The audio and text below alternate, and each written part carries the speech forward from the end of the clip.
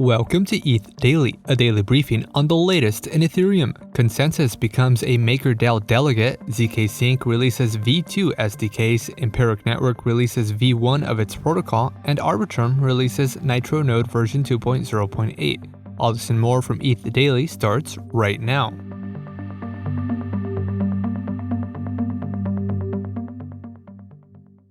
Ethereum infrastructure provider ConsenSys is now a registered delegate for MakerDAO. The delegation will be led by the ConsenSys Crypto Economics team, which specializes in token economics, mechanism design, investment strategy, and DAO participation. Only one wallet has delegated Maker tokens to ConsenSys so far.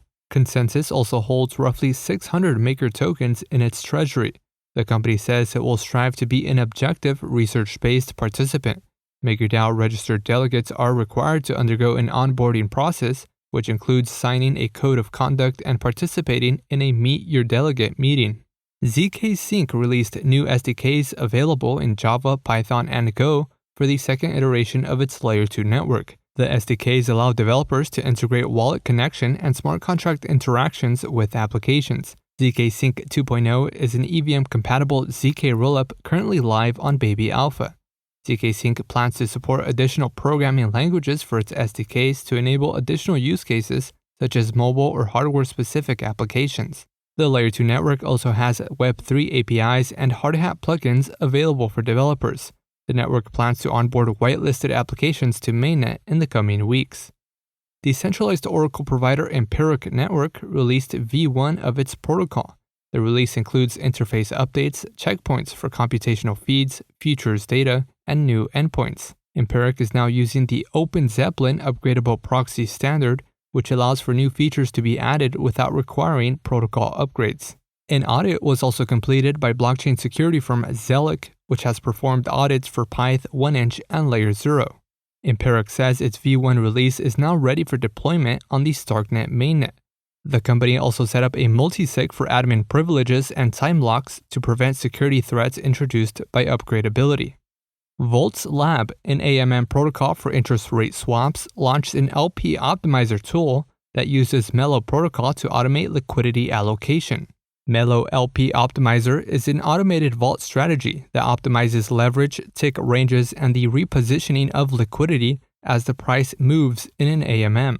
According to Volt's protocol, the Melo LP Optimizer allows traders to passively LP on Volt's protocol without the risk of impermanent loss. Volt's claims the Vault strategy can generate upwards of 30% APY for traders based on backtested results. The Vault is currently available for the Volt Protocol STETH pool, which accepts ETH deposits.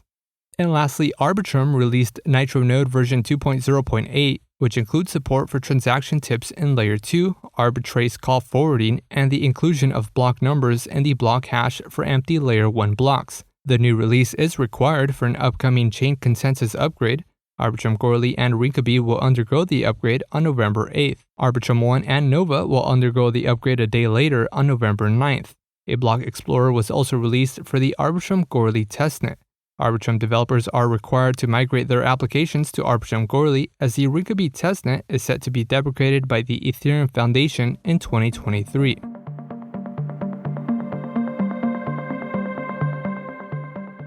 This has been a roundup of today's top news stories from ETH Daily. You can support this podcast by subscribing and following us on Twitter at ETH Daily. Also subscribe to our newsletter at ethdaily.substack.com. Thanks for listening. We'll see you tomorrow.